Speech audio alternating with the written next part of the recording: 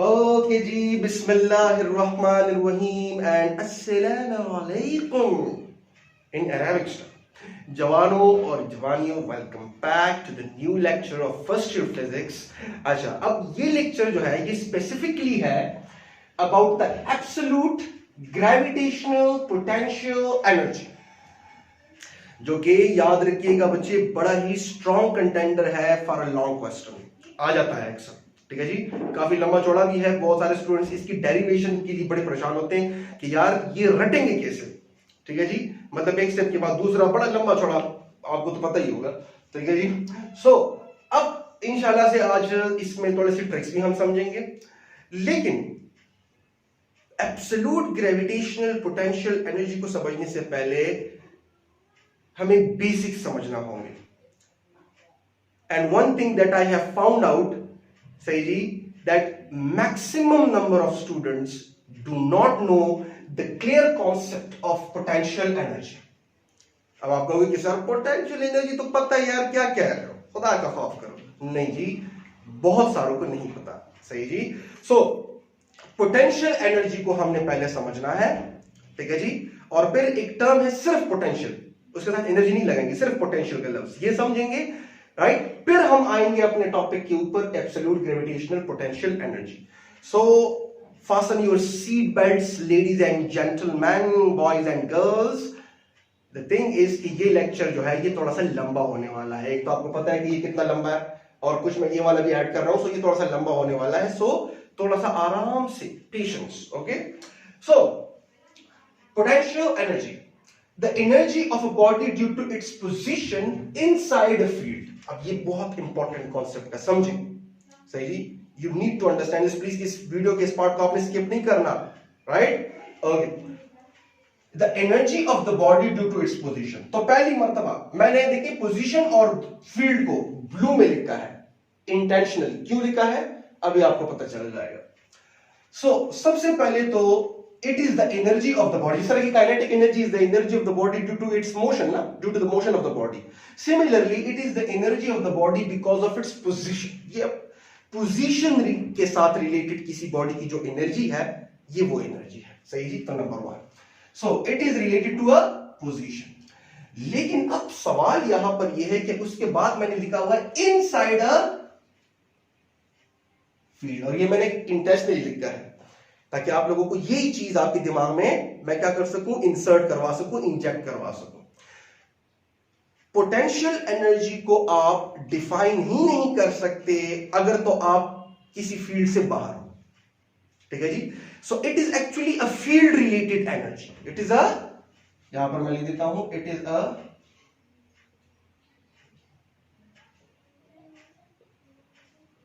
Field related energy, right. ये वो energy है कि जिस एनर्जी से ये किसी दूसरे ऑब्जेक्ट को कैद रख सकता है। क्या? फील्ड किसी दूसरे ऑब्जेक्ट को या तो कैद रख सकता है या उसे आजाद करवा सकता है।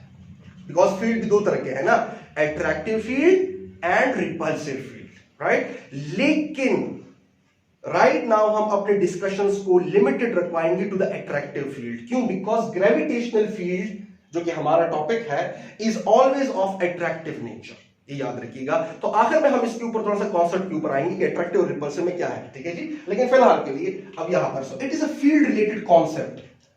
पोटेंशियल एनर्जी आपकी तब होती है कुछ ना कुछ जब आप किसी फील्ड के अंदर हो, राइट। और उस फील्ड के अंदर आप किसी भी पॉइंट पर हो सकते हो, ठीक है जी। फॉर एग्जाम्पल, अच्छा इन डायग्राम्स को आप फिलहाल इग्नोर करिए, थोड़ी देर बाद यूज होंगे। फिलहाल for example this is Earth, ठीक है जी, right. And let us say मैं कह देता हूं this happens to be the field, right. मतलब यहां तक ये जो प्लैनेट है या जो अर्थ है या जो भी मैसिव बॉडी है, यहां तक इस रीजन के अंदर ये अपनी इजारादारी कायम रख सकता है, ठीक हुआ। तो अगर इस रीजन के अंदर ये अपनी इजारादारी कायम रख सकता है तो यहां पर अगर आप हो, लेट अस से यहां पर एक ऑब्जेक्ट ऑफ मास m है, because we are only discussing a gravitational energy ना फिलहाल के लिए। तो यहां पर आपके पास आपकी एक पोटेंशियल एनर्जी की वैल्यू होगी, राइट। अब यहां पर एक और भी चीज यहां पर जो है मेंशन करना जरूरी है कि पोटेंशियल एनर्जी जो है वो एक रिलेटिव कॉन्सेप्ट है। मुख्तलिफ बंदों के लिहाज से इस ऑब्जेक्ट मास m की मुख्तलिफ पोटेंशियल एनर्जी होगी। सो एक और भी पॉइंट साथ में लिख लें कि potential energy of a body is what? Relative. ठीक है जी। रिलेटिव मींस डजंट मीन कि आपका रिश्तेदार है। रिलेटिव मींस कि आपको रिलेट करना पड़ता है। फॉर एग्जांपल, अगर मैं इस ऑब्जेक्ट मास m की पोटेंशियल एनर्जी के बारे में पूछूं, तो अगर एक बंदा लेट अस से यहां पर है एट दिस पोजीशन, तो उसके लिहाज से आप लोग बार बार ये पढ़ते हो ना, फिलहाल मैं ये कि potential energy is actually equal to mgh।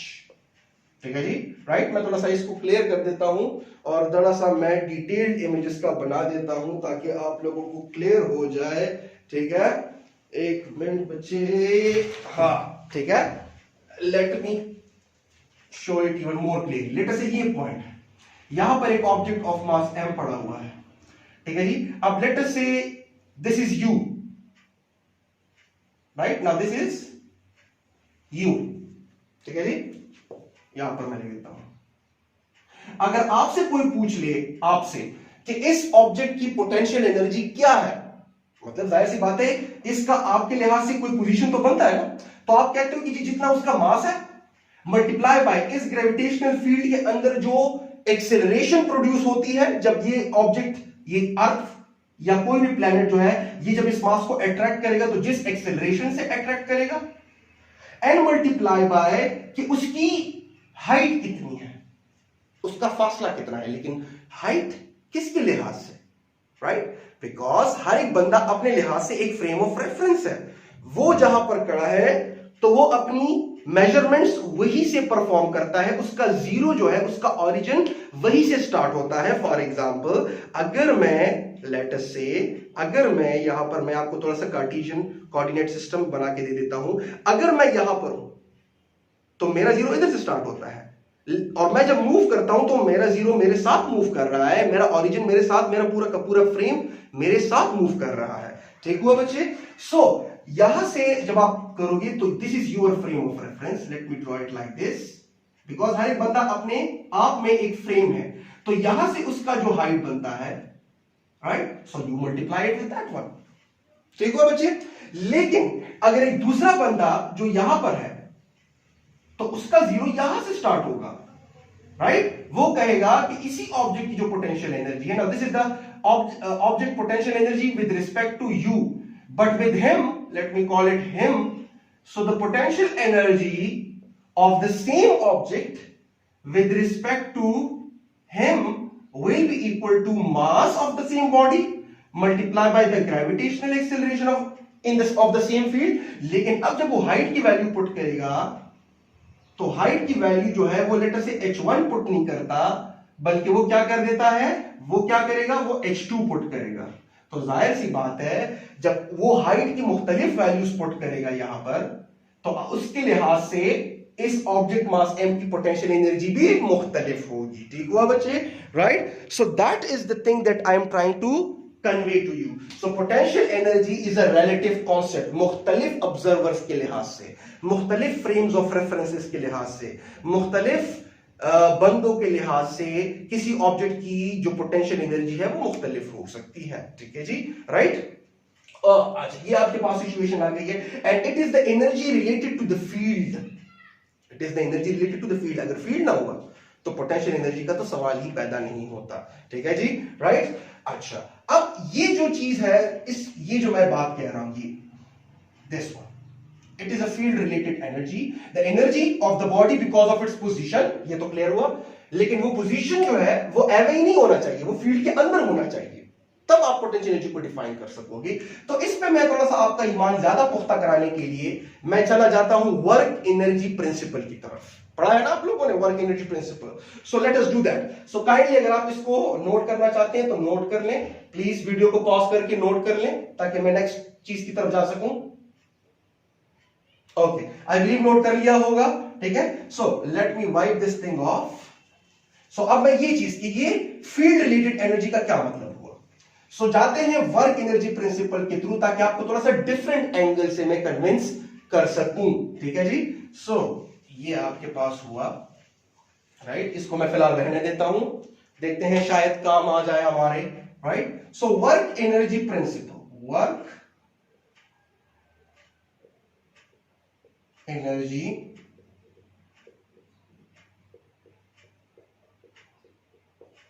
Principal. अच्छा जी, अब मैं ज्यादा डेप्थ में नहीं जाऊंगा। वर्क एनर्जी प्रिंसिपल आपको ये बताता है व्हेनेवर यू डू वर्क, और याद रखिएगा work energy principle kinetic energy के साथ भी रिलेट हो सकता है, लेकिन फिलहाल I am only trying to connect work with the potential energy, because since we are dealing with potential energy. ठीक है जी। अच्छा, और इसके बाद फिर हम इंशाल्लाह से अपने बेसिक टॉपिक के ऊपर आएंगे। ठीक है जी। लेकिन उसको ऐसे समझना कि आप किसी और को समझा सको, उसके लिए ये चीजें जानना जरूरी है। ठीक हुआ। सो वर्क एनर्जी प्रिंसिपल क्या कहता है कि whenever you do work, that work always changes the potential energy of the body। ठीक हुआ, राइट। मैं बड़े सिंपल अल्फाज में कह रहा हूं, इसको कॉम्प्लिकेट में नहीं कर रहा। अच्छा, अब ये जो चेंज कर रहा है पोटेंशियल एनर्जी को, ठीक है जी। अब मैं इसी एग्जांपल को यूज कर लेता हूं, थोड़ा सा इसको साफ करते हुए देखते हैं कि वेदर मैं आपको कन्विंस कर पाता हूं या नहीं, और इंशाल्लाह से आप लोग कन्विंस होंगे। ठीक है जी। और अगर नहीं होते तो ना हो, अपनी मर्जी आपकी। ओके, चले जी। ओके, नहीं इंशाल्लाह से बिल्कुल अलॉन्ग जाएंगे। अच्छा, अब मैं उसी तरह से फील्ड ड्रॉ कर लेता हूं। ठीक है जी। लेटर से बस यहां तक हमारे पास काफी है। दिस लेटर से ये वो जगह है जहां पर ये अर्थ जो है ये अपना ग्रेविटेशनल फील्ड जो है वो फैलाए रख के बैठा हुआ है। अब यहां पर एक पॉइंट है, point this, late me draw it with black. This is point, late me call it point 1, और यहां पर एक दूसरा पॉइंट है पॉइंट 2। अब इस पॉइंट के ऊपर इनिशियली एक ऑब्जेक्ट ऑफ मास m है। ठीक हुआ। और लेटर से जो मैक्सिमम तौर पर हम लेते हैं, मैं रेफरेंस ले लेता हूं या कंसिडर कर लेता हूं कि ऑब्जर्वर जो है वो कहां पर है, वो आपके पास सरफेस ऑफ द अर्थ पर है, राइट। This is observer. ठीक है जी, surface of the earth, right. अच्छा जी, अब यहां पर, ठीक है जी, इस ऑब्जर्वर के लिहाज से इस ऑब्जेक्ट की कोई पोटेंशियल एनर्जी बनती है, बिल्कुल बनती है। और वो अगर मैं लिख लूं, so that potential energy is actually equal to mg, right, mass of the object multiply by g, और जितनी यहां से उसकी हाइट है, फिलहाल के लिए let me call it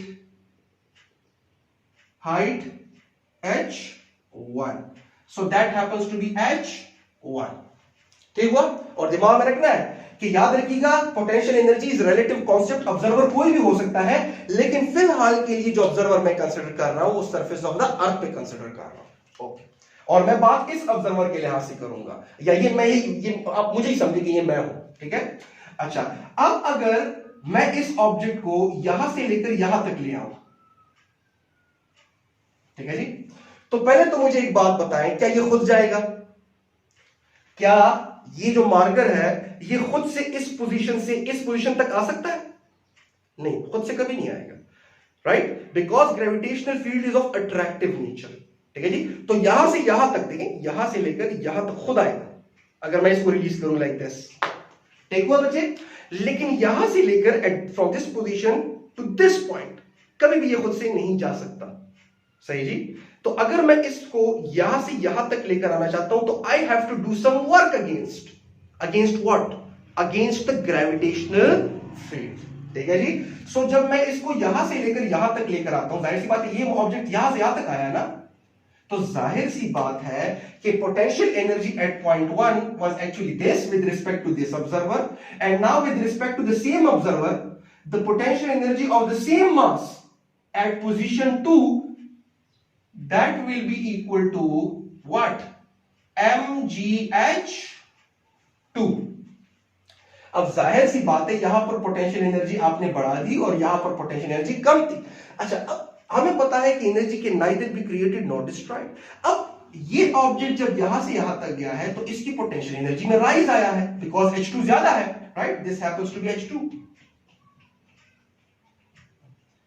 this happens to be H2। तो पोटेंशियल एनर्जी जो उसने वहां पर गेन कर ली है, that potential energy is actually what, कि आपको इसको यहां से यहां तक मूव कराने के लिए क्या लगाना पड़ा? Force, right? और उस फोर्स के नतीजे में उसने कुछ ना कुछ क्या कवर किया? Displacement. And when the force is applied on an object of mass m and it covers displacement in the direction of force, then work is said to be done। और यहां पर तो एंगल जीरो ही है, तो मैं directly करें, because cos of 0 is 1। अगर आपने ये वर्णन ना किया होता तो कभी भी ये पोटेंशियल एनर्जी 1 से लेकर 2 तक नहीं बढ़ती, मतलब पोटेंशियल एनर्जी में राइज नहीं आता, मतलब वो खुद से तो नहीं जा सकता ना ऊपर, आपको वर्णन करना पड़ता है। अच्छा, अब ये जो आपने वर्णन किया है, तो आपका वर्णन तो पॉजिटिव हुआ, बिकॉज आपका अप्लाई किया हुआ फोर्स, ये कॉन्सेप्ट बड़ा इंपॉर्टेंट है, आपका अप्लाई किया हुआ फोर्स उस बॉडी के कवर्ड डिस्प्लेसमेंट के बिल्कुल पैरेलल है, तो आपके फोर्स की वजह से जो वर्क हुआ है वो पॉजिटिव है। लेकिन ग्रेविटेशनल फोर्स की वजह से जो वर्णन हुआ है वो नेगेटिव है, ठीक है जी? So that is actually because हर एक पॉइंट पे ग्रेविटी का फोर्स जो है, जब आप इसको, इस ऑब्जेक्ट को यहां से लेकर यहां तक लेकर आ रहे थे, तो the displacement covered and your force was like this, लेकिन the displacement covered and the gravitational force was like this, so some negative work has been done by the force of gravity, because angle अगर आप देख लो 180 degree है, cos of 180 will be -1। तो इसका मतलब यह है कि आपने ग्रेविटी के अगेंस्ट काम किया है, और जब आप फील्ड के अगेंस्ट काम करते हो तो याद रखिएगा वो जो काम है वो उस ऑब्जेक्ट के अंदर स्टोर हो जाता है in the form of potential energy. अब अगर ग्रेविटेशनल फील्ड के अगेंस्ट गए हो तो ग्रेविटेशनल पोटेंशियल एनर्जी, अगर इलेक्ट्रिक फील्ड के अंदर किसी चार्ज को फील्ड के अपोजिट डायरेक्शन में लेकर गए हो तो इलेक्ट्रिक पोटेंशियल एनर्जी, राइट? और अगर मैग्नेटिक फील्ड के अंदर उस मैग्नेटिक फील्ड के अपोजिट लेकर गए हो तो मैग्नेटिक पोटेंशियल एनर्जी। ठीक हुआ बच्चे? सो जनरल डेफिनेशन आप इस तरह से भी कर सकते हो from the work energy principal, that potential energy is what? It is the work done against any field. Is this clear? Work done against any field, सही जी, is stored in that object in the form of a potential energy। अगर आप यहां पर change in potential energy मालूम करना चाहो, so change in potential energy will be equal to P2 minus P1। और ये change in potential energy कौन लेकर आया है? ये change in potential energy हमेशा आपके पास आता है from the work done। अगर आपने वर्क ना किया होता तो कभी भी इस पोटेंशियल एनर्जी के अंदर चेंज ना आता, और वो वर्डन हमेशा किसके अगेंस्ट है? Against the field, against the field. तो अगेंस्ट द फील्ड करोगे तो पोटेंशियल एनर्जी के अंदर जो चेंज आएगा वो पॉजिटिव नेचर का होगा। ठीक हुआ बच्चे? राइट? तो इसको हम यहां पर नेगेटिव लिख सकते हैं, बिकॉज ग्रेविटी तो नेगेटिव वर्क कर रही है ना, राइट? अच्छा, और अगर आप उसके अलाउंग कर रहे हो तो ये नेगेटिव साइन उधर चला जाएगा, पॉजिटिव इधर आ जाएगा। तो इसका मतलब ये है कि पोटेंशियल एनर्जी के अंदर जो चेंज आ रहा है वो नेगेटिव आ रहा है। फॉर एग्जांपल, अगर मैं इसको यहां से यहां तक लेकर गया हूं, ठीक हुआ, right? So the change in the potential energy is of positive nature, because उसके अंदर राइज आया है, because I have done some work against the field, और the work done by the gravitational force is negative, right? तो यहां पर जब negative होगा तो वहां पर पॉजिटिव आ जाएगा, राइट? लेकिन अब अगर वो उधर से इस तरफ आए तो पोटेंशियल एनर्जी के अंदर कमी आ रही है, मतलब चेंज जो है वो नेगेटिव नेचर का है, राइट? तो वो नेगेटिव नेचर का चेंज तब होगा जब ग्रेविटी का वर्क डन जो है वो पॉजिटिव हो जाए। क्लियर हो रहा है आपको? तो हम समझेंगे इन टर्म्स ऑफ ग्रेविटी कि जब ग्रेविटेशनल फील्ड जो है वो किसी ऑब्जेक्ट पे नेगेटिव वर्क डन करे, और नेगेटिव वर्क डन करेगा तब जब वो ऊपर की तरफ जाए, मतलब उस फील्ड के अगेंस्ट जाए। ठीक है जी? इस तरह के मैंने अभी यहां पर समझाया। ठीक है जी? सो जब ग्रेविटेशनल फील्ड किसी ऑब्जेक्ट पर नेगेटिव वर्डन करे तो समझ लेना कि उस ऑब्जेक्ट की पोटेंशियल एनर्जी में राइज आ रहा है।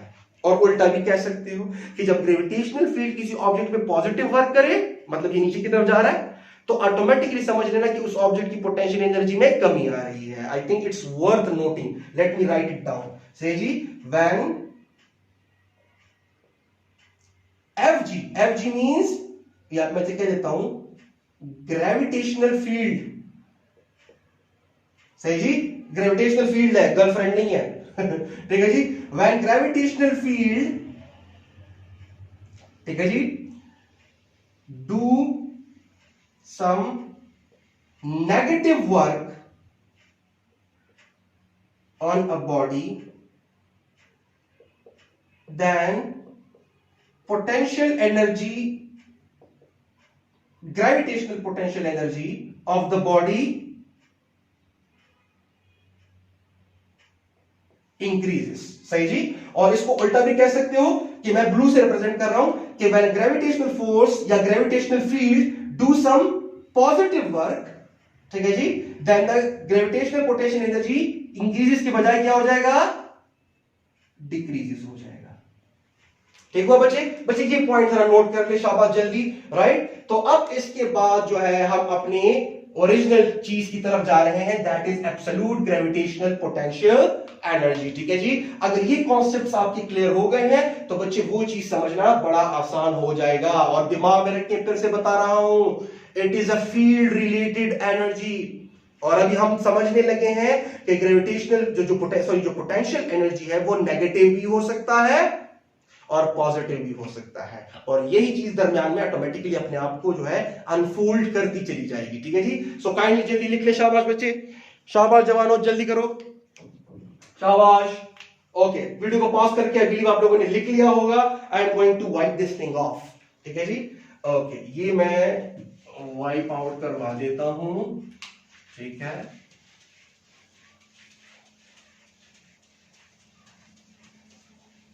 ओके, अब आते हैं ग्रेविटेशनल पोटेंशियल एनर्जी. शाबाशे. अब आया है ऊंट पहाड़ के नीचे, है या नहीं आया? नहीं यार, अभी नहीं आया. We have to cover long distance. So absolute gravitational and potential energy. ठीक है जी. ओहो, sorry, gravitational potential. Okay okay, अब ये समझते हैं. So let me first define it. So definition क्या है जी? सिंपल. सबसे पहले मैं यहां पर साइड में लिख देता हूं कि, या इसको सिंपल कह सकते हो कि the potential energy of a body when, अगर मैं सादा अल्फाज में कहूं, when an observer is sitting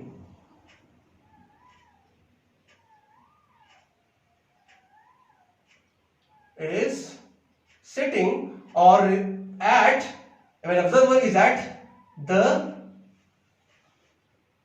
point, सही जी,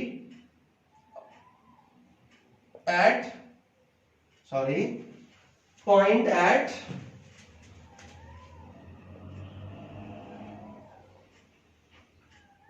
infinity. अच्छा जी, what is point at infinity? ठीक है जी.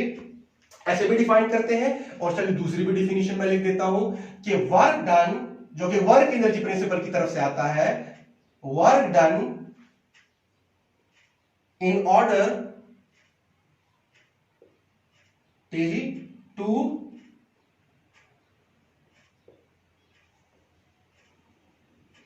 Take a body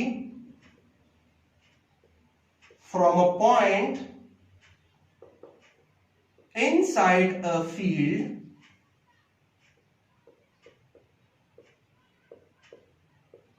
to the point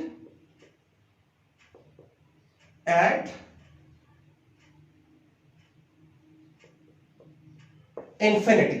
ठीक है जी, इस तरह भी आप लिख सकते हो। ठीक है जी, अच्छा अब समझते हैं इस चीज को। ये पॉइंट ऑफ इंफिनिटी क्या है? पॉइंट एट इंफिनिटी, बच्चे याद रखिएगा, मैंने अभी आपसे कहा कि potential energy is a concept related to the field. ठीक है जी, अब let us say this is Earth, this is the centre of the Earth, और ये उसके ऊपर एक ऑब्जेक्ट पड़ा हुआ है, मतलब ग्रेविटेशनल फील्ड के अंदर। और लेट अस से इमेजिन कर लेते हैं कि ये वो पॉइंट है कि जहां पर अर्थ का फील्ड जो है वो खत्म हो जाता है, मतलब अर्थ की जारादारी खत्म हो जाती है। अर्थ मजीद जो है इस पॉइंट के बियॉन्ड जो है किसी ऑब्जेक्ट को एक्सेलरेट अपनी तरफ नहीं करवा सकता। ठीक है, तो जहां पर उसका फील्ड खत्म होता है, that is called point at infinity, because that point is beyond that point all the points are out of his reach, उसकी दस्तरस से या उसकी जारादारी से बाहर के पॉइंट आ जाते हैं। सो जहां पर उसकी जारादारी खत्म होती है, right this point, this is called the बगला बेला उसे पंदों को। सही जी, चलिए जी म्यूजिक एंजॉय करें। सो पॉइंट एट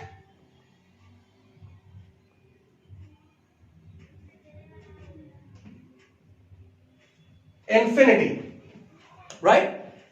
और पॉइंट एट इंफिनिटी पे मैंने अभी आपको बताया कि जब ये point, this is point at infinity is actually a point just above या जस्ट बियॉन्ड द पॉइंट जहां पर आपके पास ग्रेविटेशनल फील्ड खत्म हो जाए, राइट। सो इसका मतलब ये है कि ये वो पॉइंट है जो कि आउटसाइड लाई कर रहा है ऑफ या फिर बिल्कुल एट एज पे लाई कर रहा है। तो यहां पर याद रखिएगा potential energy in a true sense क्या होगी?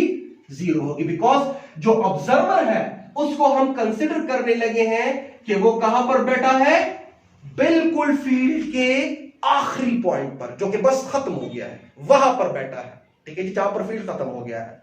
तो जहां पर फील्ड खत्म हो गया है, राइट, तो फील्ड में जैसे ही आप एंटर करोगे तो फील्ड में एंटर होने के बाद ही उस अर्थ की या उस प्लेनेट की या उस ऑब्जेक्ट की पोटेंशियल एनर्जीज की वैल्यू स्टार्ट होगी ना, right. So that is called what, कि जब आप क्या करते हो, जब आप फ्रेम ऑफ रेफरेंस कौन सा चूज करते हो?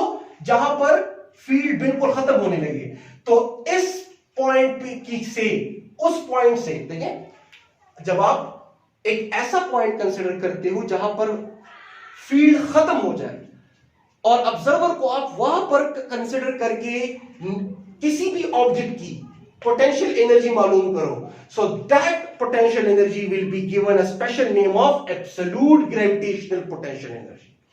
अगर आप उस फील्ड के अंदर रहते हुए किसी पॉइंट के ऊपर किसी मास की पोटेंशियल एनर्जी मालूम करो तो हम सिंपल पोटेंशियल एनर्जी कह देते हैं। लेकिन अगर आपने रेफरेंस जो है या ऑब्जर्वर को उस पॉइंट पे बिठाया है जहां पर फील्ड खत्म होने लगे, दैट इज एक्चुअली कॉल्ड और उसके लिहाज से जब आप किसी ऑब्जेक्ट की पोटेंशियल एनर्जी मालूम करो, so that will be called absolute gravitational potential energy. ठीक है जी, right. So that is actually the thing कि अगर मैं लेटर से मेरे पास ये मास है, समझने की कोशिश करें, यहां पर लेटर से यहां पर मेरे पास मास है और मैं इस पॉइंट से इसको लेकर जाना चाहता हूं यहां तक, तो जाहिर सी बात है यहां पर आपके पास आप लेकर जा रहे हैं और यहां पर पोटेंशियल एनर्जी जीरो है।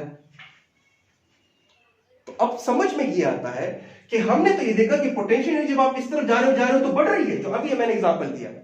तो अगर वो बढ़ रही है तो ये ऑब्जेक्ट जब यहां से यहां तक आ जाए तो इसकी तो पोटेंशियल एनर्जी जीरो होगी, तो ये कैसे बढ़ रही है, राइट। तो the thing over here is, इसका मतलब ये है कि यहां पर जितने भी पॉइंट्स हैं वो किस में है?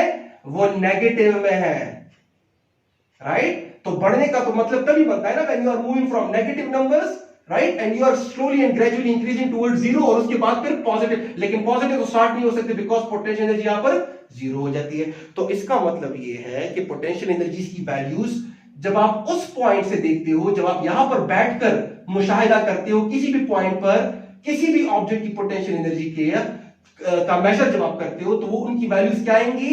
नेगेटिव। एनी हाउ इसके ऊपर आएंगे हम, ठीक है जी, आखिर में खुद ब खुद आ जाएगा। सो इसके ऊपर हम बाद में बहस करेंगे। फिलहाल आपको पॉइंट ऑफ इंफिनिटी समझ आ गई है, तो ये भी आप कह सकते हो। अच्छा, अब मैंने मास को यहां पर कंसिडर किया हुआ है and now we are going to move quick, ठीक है जी। सो इस तरह भी कर सकते हो from the work energy principle कि work done in order to take a body of mass m, let me call it mass m, and this is mass of the earth, ठीक है जी। inside the field, so this point happens to be residing inside the field. Let us say मैं यहां से लेकर जाता हूं, और जरूरी नहीं है कि यहां से, आप इसको यहां से भी ले सकते हो, यहां से भी लेकर जा सकते हो, किसी भी पॉइंट से लेकर जा सकते हो, ठीक है जी। From point inside the field to the point at infinity, मतलब यहां, ठीक है जी। और अगर कुछ कंफ्यूजन यहां पर है नेगेटिव और पॉजिटिव के बारे में, आखिर में क्लियर हो जाएगा। और अगर आखिर में वीडियो की लेंथ बहुत ज्यादा हो गई तो इंशाल्लाह से इसके ऊपर मैं नेक्स्ट वीडियो बना दूंगा। So now let's get straight into it. तो दिमाग में रखना चाहिए कि work done in order to take a body from a point inside the field to the point at infinity. ठीक हुआ, ये आपके पास आ गया जी। ओके, अब मैं क्या कर रहा हूं कि मैं इसको मिटा देता हूं, प्लीज काइंडली ये लिख लें वीडियो को पॉज करके। ओके, आई बिलीव लिख लिया होगा। अब आते हैं किस पर, अब आते हैं जी, so work done, let me call this point point 1। ठीक है जी, मैं वीडियो की लेंथ देख लेता हूं, ठीक है। ओके, ये काफी लंबी चौड़ी वीडियो हो जाएगी, तो इसको